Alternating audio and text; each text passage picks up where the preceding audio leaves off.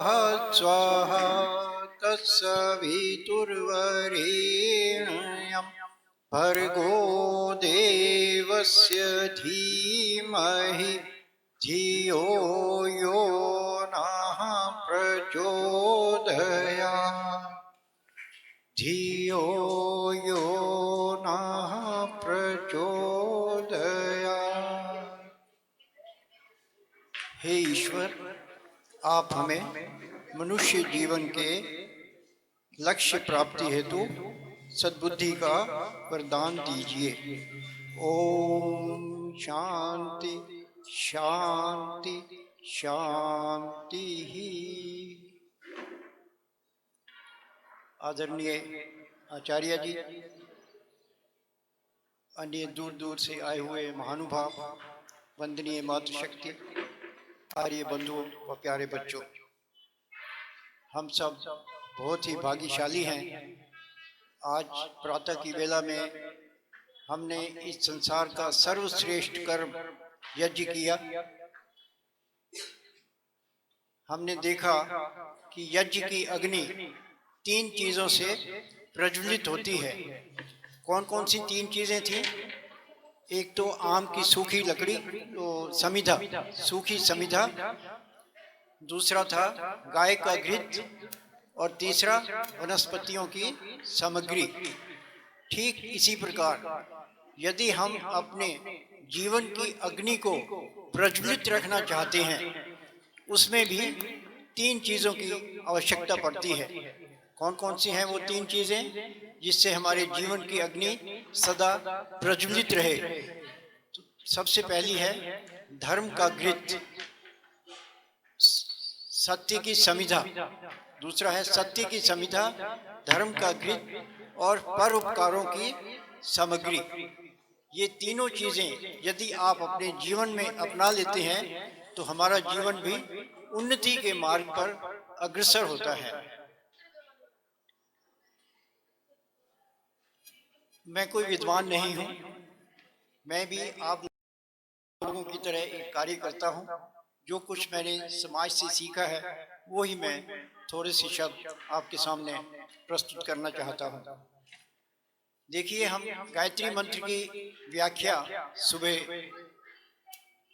जैसे संध्या हुई थी, संध्या के पश्चात बच्चियों ने, आचार्य जी ने गायत्री मंत्र की व्याख्या की, और आचार्य जी ने हमारे संध्या के बारे में भी काफी कुछ हमें बताया। गायत्री मंत्र में 3 गलतियां अक्सर होती हैं। सबसे पहली गलती तो होती है वरेण्यम। इसमें कोई नियम नहीं लगता, शब्द है वरेण्यम, लेकिन हम लोग बोलते हैं वरेण्यम। नियम ठीक नहीं है, वरेण्यम बोलना है, क्योंकि इसमें कोई नियम लागू नहीं होता है। शब्द है वरेण्यम, जिसकी व्याख्या बच्चों ने और आचार्य जी ने हमें यज्ञ के माध्यम में बताई थी, यज्ञ के मध्य में। दूसरी गलती है धीमहि। हम लोग क्या बोलते हैं? लय में बोलते हैं ओम भूर्भुवः स्वः तत्सवितुर्वरेण्यं भर्गो देवस्य धीमहि। शब्द धीमहि नहीं है, शब्द है धीमहि। धीमहि का मतलब है धारण करना, और धीमहि बोला तो उसका कोई अर्थ नहीं है, वो व्यर्थ है। और धीमहि जो है वो शब्द है जिसका मतलब है धारण करना, और ये है प्रार्थना। क्योंकि इसमें गायत्री मंत्र में आगे चल के है धियो यो न प्रचोदयात्। इसमें भी एक गलती होती है, धियो यो न, अक्सर बोल जाते हैं धियो यो न प्रचोदयात्। शब्द ना नहीं है, शब्द है नहा। नहा का मतलब है हमारी बुद्धियों को सन्मार्ग की ओर प्रेरित करे। ये हम परमात्मा से प्रार्थना कर रहे हैं। यदि हमने बोल दिया ना, ना तो उल्टा हो गया कि हमारी बुद्धियों को प्रेरित ना करो।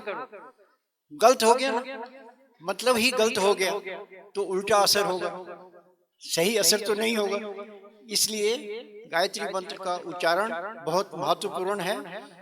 जो जो अपने आप में आत्मसात करें कि जो गायत्री मंत्र में गलतियां करते हैं उसे हम अभी से ही सुधार लें, ताकि हमारे जीवन में उसका पूरा पूरा प्रभाव हमें मिलता रहे। गायत्री मंत्र में पहले 9 शब्द हैं स्तुति के।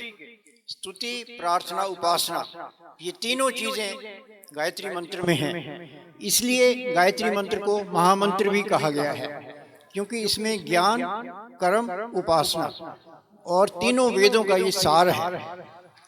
पहले 9 शब्द ओम भूर भुवः स्वः तत् सवितुर्वरेण्यं भर्गो देवस्य, ये 9 शब्द स्तुति के हैं। और इसके पश्चात जो है धीमहि, धीमहि कर्म है आपका। धीमहि का मतलब है धारण करना। क्या धारण करना है? ऊपर जो हमने स्तुति की है, स्तुति क्या है? परमात्मा के गुण।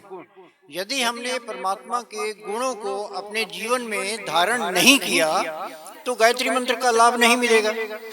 तो धीमहि का मतलब यही है कि परमात्मा के गुणों को धारण करना। उसके गुणों को धारण करें, उसके बाद हम उपासना करें। और उपासना भी कैसे करें, कब करें, ये भी मालूम नहीं होता। उपासना जो है ये 8 अंगों का एक अंग है। योग के 8 अंग हैं, यम, नियम, आसन, प्राणायाम, प्रत्याहार, धारणा, ध्यान, समाधि। जो पिछले 3 हैं, धारणा, ध्यान और समाधि, ये उपासना से संबंधित हैं। पहले तो हम परमात्मा के गुणों को धारण करें, फिर ध्यान करें, ध्यान में बैठें और उसके पश्चात समाधि लगती है। जब तक अंग जो है 8 अंग का हम अभ्यास नहीं करेंगे, समाधि नहीं लग सकती, ना ही ध्यान लग सकता है। इसलिए 8 के 8 अंग जो हैं योग के बहुत ही महत्वपूर्ण हैं। इन्हें अपने जीवन में अपनाते हुए ही हम धारणा तक, ध्यान तक पहुंच सकते हैं। और ध्यान करते समय एक छोटी सी प्रार्थना है, वो मैं आपको सुनाना भी चाहता हूं, बल्कि आपसे बुलवाना भी चाहता हूं। उसमें केवल 5 वाक्य हैं। मैं बोलूंगा, मेरे पीछे आप बोलेंगे, ताकि आपको भी अभ्यास हो जाए। और ये जो है उपासना का एक भाग है छोटा सा, और ये हमें अवश्य करना चाहिए और प्रतिदिन करना चाहिए। ध्यान में बैठने के लिए हमें ये 5 वाक्य अवश्य बोलने चाहिए। ये छोटा सा एक संदेश है, वो मैं आपके सामने रखना चाहता हूँ। तो पहले मैं बोलूंगा, फिर आप बोलेंगे। हे ईश्वर, बोलिए, ये जीवन मुझे आपने दिया है। इसके कारण मुझे विचारने, बोलने और कर्म करने का समर्थ प्राप्त हुआ है। तीसरा वाक्य है, आप मेरे मन, वाणी और शरीर के द्वारा किए गए कर्मों को भली भांति जानते हैं। इसके आगे है, आपसे छुपकर मैं कोई भी कर्म नहीं कर सकता। आपकी इस स्वरूप की अनुभूति सदा मेरे हृदय एवं मस्तिष्क यानी बुद्धि में बनी रहे। यही मेरी आपसे प्रार्थना है। आप इसे स्वीकार करें। ये छोटी सी प्रार्थना जो मैंने आपसे बुलवाई, ये आप यदि प्रतिदिन बोलते हैं तो आपसे अहंकार समाप्त हो जाता है। आपके अंदर से अहंकार समाप्त हो जाता है और आपका जीवन जो है वेद के मार्ग पर, परमात्मा के बताए हुए मार्ग पर धीरे धीरे अग्रसर होता है। और इसी जीवन को वेद के मार्ग पर अग्रसर करते करते हम मोक्ष की ओर कदम बढ़ाते हैं। यही मेरा आपसे एक संदेश है। आपने मेरी बातों को ध्यान से सुना, आपका बहुत बहुत धन्यवाद।